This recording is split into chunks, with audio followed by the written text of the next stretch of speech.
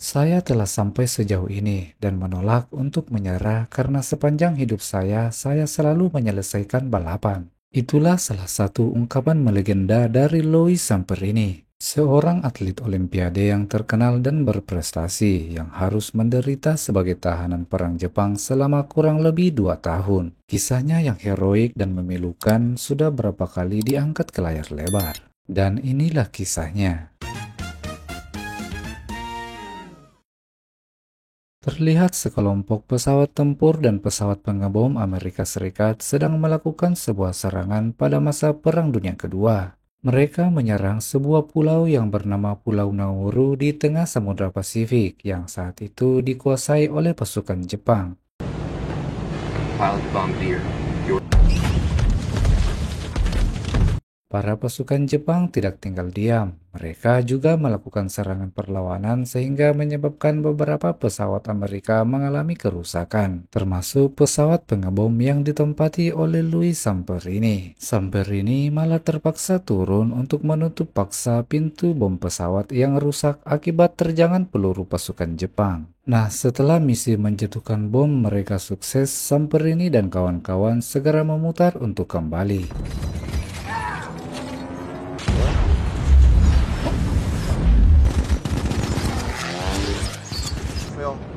We got no hydraulics, but we're still flying. Scene kemudian berpindah ke masa lalu saat Samperini masih remaja. Samperini merupakan anak dari keluarga imigran Italia Amerika. Nah, ternyata ia adalah seorang anak yang terkenal nakal pada saat itu. Ia suka mencari masalah dan berkelahi dengan teman sebayanya. Tak heran ia sering mendapatkan hukuman dari orang tuanya, meskipun hal itu tak juga membuatnya jera. Pada suatu momen, Samperini kepergok sedang mengintip seorang wanita di bawah bangku stadion dan langsung dikejar oleh pacar wanita tersebut. Nah, saat ia berlari, secara kebetulan ia terlihat oleh sang kakak yang ada di tempat itu dan melihat kecepatan lari dari Samperini yang termasuk sangat cepat. Keesokan harinya, sang kakak memaksa Samperini untuk ikut latihan lari karena memiliki potensi sebagai seorang pelari yang handal. Meskipun Samperini sering menolak dan pesimis, sang kakak terus memotivasi dan percaya pada kemampuan Samperini.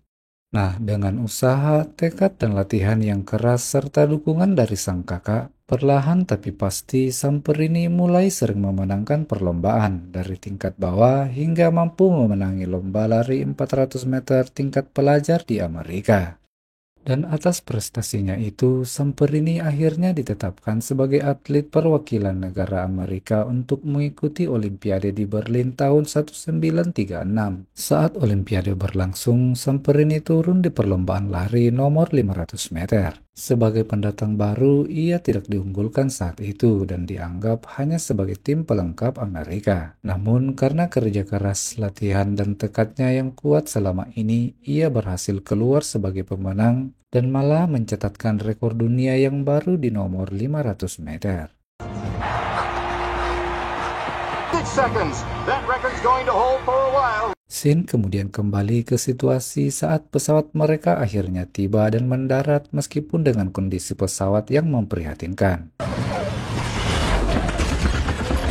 Selama waktu luang di tempat itu, Samperini terus melakukan latihan untuk meningkatkan stamina dan kecepatan larinya. Hingga akhirnya tim Samperini kembali menerima perintah untuk melakukan sebuah misi penyelamatan pada sebuah pesawat pengebom B-24 yang dikabarkan hilang sejak beberapa hari yang lalu. Nah, parahnya mereka harus melakukan misi ini dengan menggunakan pesawat rongsokan dan sudah tua karena tak ada pilihan lain. Saat mereka sudah terbang beberapa jam dan belum menemukan tanda-tanda puing pesawat B-24, salah satu mesin pesawat sebelah kiri mengalami kerusakan dan mulai mengeluarkan asap hitam. Tak berselang lama, mesin yang di sebelahnya juga mengalami kerusakan. Tak ayal karena sudah kehilangan daya dorong, mau tidak mau mereka terpaksa melakukan pendaratan darurat di tengah lautan. Karena hantaman yang keras dengan air laut, pesawat mereka hancur dan perlahan mulai tenggelam. Samperini dan kawan-kawan segera menyelamatkan diri sebelum ikut terbawa arus ke dasar lautan bersama bangkai pesawat mereka. Namun pada akhirnya hanya 3 orang yang berhasil menyelamatkan diri, yaitu Phil, Meg, dan Samperini. Phil terlihat sedikit mengalami luka pada kepalanya dan terus dirawat oleh Meg. All right, here we go. Sam kemudian mencoba membongkar tas perlengkapan yang masih sempat mereka selamatkan dan menemukan beberapa potong coklat dan sedikit air minum. Sam pun mengatur persediaan tersebut untuk menghemat hingga bantuan tiba. Sehari berlalu, mereka hanya bisa terombang-ambing di lautan luas tanpa arah. Tak lama kemudian, mereka mendengar dan melihat sebuah pesawat. Sam langsung menuangkan cairan berwarna hijau untuk memberi tanda, sedangkan Meg menembakkan sebuah suar. Namun, karena jarak yang terlalu jauh, tanda yang mereka buat tak terlihat oleh pesawat tersebut. Keesokan harinya, Sam menemukan bungkusan coklat berceceran. Persediaan yang harusnya bisa bertahan beberapa hari habis seketika. Dan ternyata pelakunya adalah Meg. Ia sepertinya tak tahan dengan rasa laparnya. Di hari ketiga, di tengah panas dan rasa lapar, seekor burung laut tiba-tiba hinggap di atas perahu mereka. Sam pun tak menyanyiakan hal itu dan langsung menangkap burung tersebut dan memakan dagingnya mentah-mentah karena rasa lapar yang tak tertahankan. Namun, tak lama kemudian mereka malah mual dan muntah-muntah dibuatnya karena rasa dan aroma amis yang begitu kuat. So picky. Mereka kemudian menggunakan daging burung tersebut sebagai umpan untuk menangkap ikan dan akhirnya mereka berhasil. Daging ikan yang segar dan sedikit manis masih bisa diterima oleh tenggorokan mereka. Very fine flour. So. Pada suatu malam, mereka sempat menghadapi badai yang sangat ganas dan ombak besar yang mengombang-ambingkan perahu mereka. Nah, di tengah situasi itu, Sam yang merupakan orang yang tidak taat dengan agamanya, tiba-tiba berdoa dan berikrar jika mereka selamat dari badai itu, ia akan menyerahkan hidupnya di jalan Tuhan. Beberapa hari berlalu. Untuk kebutuhan air minum, mereka menampung air hujan yang turun dengan wadah dan peralatan yang mereka punya. Pada hari ke-27, mereka sempat menangkap seekor anak ikan hiu yang lalu lalang di bawah perahu mereka. Dengan ini, setidaknya stok makanan mereka tercukupi beberapa hari ke depannya. How is it? Stinks. Keesokan harinya, mereka kembali melihat sebuah pesawat yang terbang di atas mereka dengan ketinggian yang cukup rendah. Meskipun suar telah mereka tembakkan, pesawat itu sepertinya tidak merespon. Namun di kejauhan, pesawat itu tiba-tiba memutar balik dan memberikan harapan kepada Sam, Phil, dan Meg. Namun saat pesawat itu mulai mendekat, pesawat itu malah memberondong mereka dengan tembakan. Beruntungnya mereka dengan sigap menghindar menyelam ke dalam air meskipun perahu mereka bolong sana-sini. Ternyata itu adalah pesawat tempur pasukan Jepang. Baru saja mereka naik perahu, mereka terjun kembali saat melihat pesawat itu putar balik dan kembali menembak mereka. Setelah memastikan situasi aman, mereka kembali naik ke perahu dengan aman tanpa sedikit pun mengalami luka. Dengan menggunakan alat khusus, mereka menambal semua kebocoran sehingga perahu mereka bisa digunakan kembali. Saved your skinny ass. 6 hari kemudian, kondisi kesehatan Meg mulai menurun. Ia terlihat sangat lemas dan merasa sudah tak kuat lagi. Dan benar saja, di hari itu Meg menghembuskan nafas terakhirnya. Jenazahnya pun dilepas oleh Sam dan Phil ke lautan luas.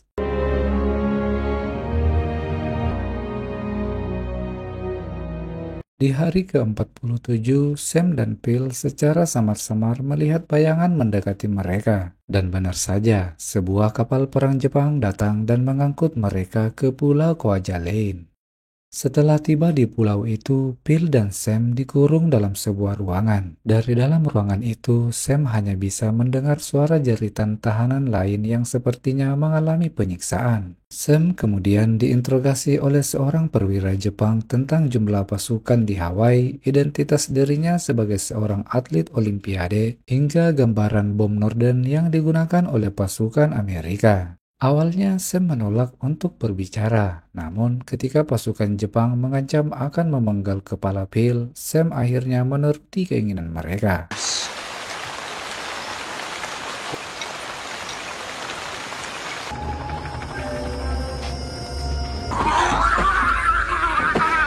Beberapa hari kemudian, Sam dan Bill dibawa keluar dan diperintahkan untuk melepas pakaian. Di sini terlihat badan mereka sangat kurus dan memprihatinkan. Saat diperintahkan untuk berlutut, Sam dan Bill sudah pasrah kalau hidup mereka akan berakhir saat itu. Namun, ternyata mereka justru disiram air dan diperintahkan untuk membersihkan diri.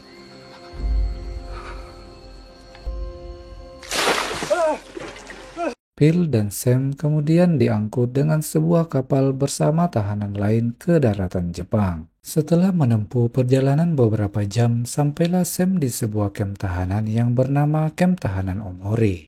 Kepala kamp tahanan Omori yang bernama Kopral Watanabe kemudian datang memperkenalkan beberapa aturan. Nah, pas berhadapan dengan Sam, sang kopral memintanya untuk menatap ke arahnya, dan akhirnya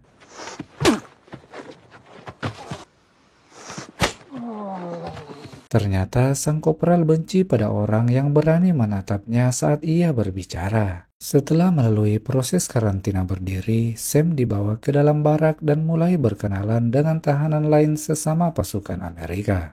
Sam kemudian diingatkan oleh tahanan lain untuk tidak melawan sang kopral karena ia terkenal sangat kejam.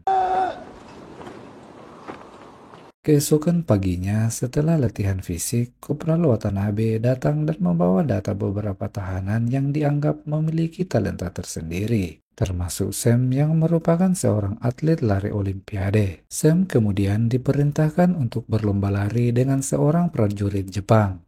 Namun, karena kebugaran fisiknya yang sudah sangat menurun, Sam beberapa kali terjatuh namun terus berusaha bangkit dan menyelesaikan lomba itu.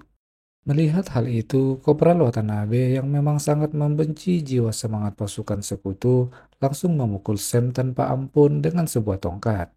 Wajah Sam pun kembali bonyok dibuatnya. Malam harinya, ketua regu tahanan memberikan arahan supaya mereka lebih sabar dan mau bertahan. Karena ia mendengar isu bahwa pasukan sekutu sudah semakin dekat meraih kemenangan. Hal itu ia dengar langsung dari menguping cerita pasukan Jepang. Kill him. To say that he used to think that I could do anything. Pada suatu malam, Kopral Watanabe tiba-tiba datang tanpa sebab dan memukul Sam dengan sebuah ikat pinggang. Sepertinya sang kopral benci kepada orang-orang yang menjadi simbol harapan dan semangat bagi pasukan sekutu termasuk Sam. Kopral Watanabe kemudian mendengar kabar tentang adanya isu di kalangan masyarakat Amerika bahwa Sam, atlet Amerika yang terkenal, telah dinyatakan hilang. Ia kemudian memanfaatkan hal ini sebagai alat propaganda untuk menurunkan semangat pasukan sekutu. Sang kopral mengirim Sam ke sebuah stasiun radio dan memerintahkan Sam untuk menyampaikan kalau ia masih hidup dan sementara ditawan oleh pihak Jepang. Sam kemudian memberikan informasi lewat radio bahwa ia masih hidup dan dalam kondisi yang sehat. Tak lama setelah siaran radio yang pertama, Sam diperintahkan lagi untuk menyampaikan sebuah pesan propaganda Jepang yang isinya memutarbalikkan fakta yang sebenarnya terjadi pada saat itu. Why not? Because it's not true. Namun, dengan jiwa nasionalismenya yang tinggi, Sam pun menolak, dan ia pun kembali dikirim ke kamp tahanan. Sebagai akibat dari menolak perintah untuk menyiarkan propaganda, Kopral Watanabe menganggap Sam sebagai seorang yang tidak patuh perintah dan pembangkang yang harus diberi pelajaran. Sang kopral lalu memerintahkan semua tahanan untuk memukul wajah Sam. Meskipun awalnya para tahanan menolak, namun karena sang kopral mengancam akan membunuh salah seorang tahanan, Sam pun memilih untuk dibiarkan ditonjok oleh semua tahanan. Sam pun hanya bisa pasrah menahan rasa sakit. found you! Man, hit me! Dan karena banyaknya jumlah tahanan, ia pun disiksa pukulan hingga sore hari. Bisa dibayangkan betapa beratnya siksaan yang ia rasakan saat itu. 2 tahun berlalu, saat memasuki musim dingin, para tahanan diberi kesempatan menikmati acara hiburan berupa pertunjukan drama yang diperankan oleh para tahanan itu sendiri. Di tengah pertunjukan itu, Kopral Watanabe tiba-tiba menghampiri Sam dan berkata bahwa ia mendapat promosi jabatan di tempat lain, sehingga ia akan meninggalkan kamp tahanan Omori besok hari. Namun, Sam tak menggubris, apalagi memberi ucapan selamat.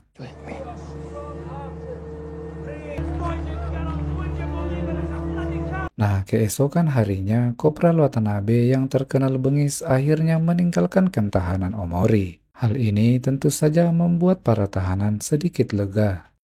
Beberapa hari kemudian, serangan bom sekutu semakin dekat ke lokasi kamp tahanan dan sempat membakar beberapa bagian gedung. Melihat kejadian itu, beberapa tahanan bergembira. Namun, salah seorang tahanan berkata jika Jepang kalah, nyawa mereka menjadi terancam.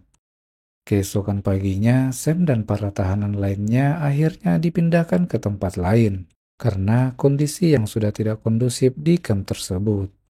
Setelah berjalan melewati kota-kota yang hancur akibat serangan bom sekutu, mereka diangkut menggunakan sebuah kereta. Dan akhirnya mereka tiba di sebuah dermaga bongkar muat batu bara.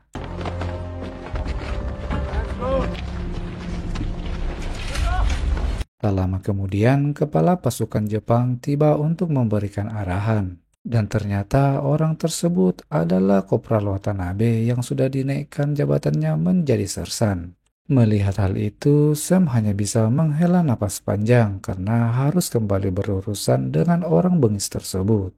Sersan Watanabe kemudian menghampiri Sam yang terlihat sedikit tertawa sinis sehingga Sam diberi hadiah pukulan kembali. Setelah itu, mereka mulai melaksanakan tugas untuk memindahkan batu bara dari kapal tongkang ke dalam gedung. Pekerjaan Sam dan tahanan lainnya saat itu bisa dikatakan sangat berat karena harus bekerja sepanjang hari tanpa istirahat. Dan mereka hanya diberi asupan makanan yang sangat terbatas. Belum lagi hawa panas dan debu hitam batu bara yang sangat mengganggu pernafasan mereka. Nah, pada suatu momen, Sam yang sedang menaiki sebuah tangga tiba-tiba didorong dan terjatuh sehingga menyebabkan cedera pada engkel kakinya. Dan ternyata Sersan Watanabe yang ada di balik semua itu. Pada suatu waktu, karena sudah sangat kelelahan, Sam menyempatkan diri untuk beristirahat sejenak. Namun, karena hal itu dianggap melanggar aturan, ia pun segera diseret menghadap Sersan Watanabe. Geram dengan perilaku Sam, sang sersan kemudian memerintahkan untuk mengangkat sebuah balok kayu yang berukuran besar. Jika balok itu terjatuh, Sam akan ditembak di tempat itu juga. Dengan bersusah payah, Sam mengangkat balok itu dan pada suatu momen ia hampir saja menjatuhkan balok itu karena sudah sangat kelelahan. Para tahanan lain langsung terhenti beraktivitas dan seakan menahan nafas melihat momen tersebut. Di saat seakan Sam terlihat akan menyerah, dengan semangat juang dan pantang menyerah, Sam kembali mengangkat balok tersebut sambil berteriak dan menatap tajam mata Sersan Watanabe. Don't look at me. Sang sersan yang merasa gagal menjatuhkan moral dan semangat Sam menjadi kana mental dan meluapkan amarahnya dengan cara memukul Sam secara membabi buta.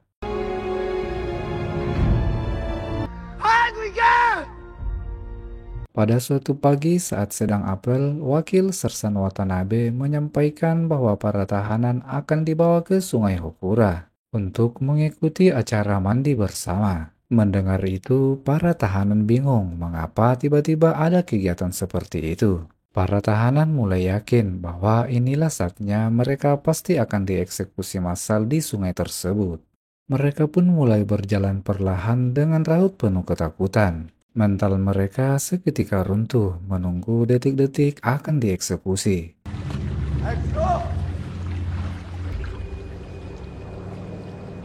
Di tengah keheningan tersebut, sebuah pesawat tiba-tiba muncul dari kejauhan dan saat melintas di atas mereka, mereka baru menyadari kalau itu adalah pesawat Amerika. Seketika itu, Sam dan tahanan lain langsung bersorak dan menandakan perang telah usai. Jepang telah dikalahkan oleh sekutu. Para tahanan akhirnya bisa menikmati makanan, minuman, bahkan sebatang rokok yang dijatuhkan oleh pesawat tersebut. Sam kemudian terlihat berjalan ke kamar Sersan Watanabe yang sudah terlihat kosong karena sang sersan telah melarikan diri. Setelah melalui perjalanan panjang, Louis Samperini akhirnya tiba kembali di negaranya. Ia pun disambut oleh sang ibu dan keluarganya dan meluapkan kebahagiaan bisa berkumpul kembali.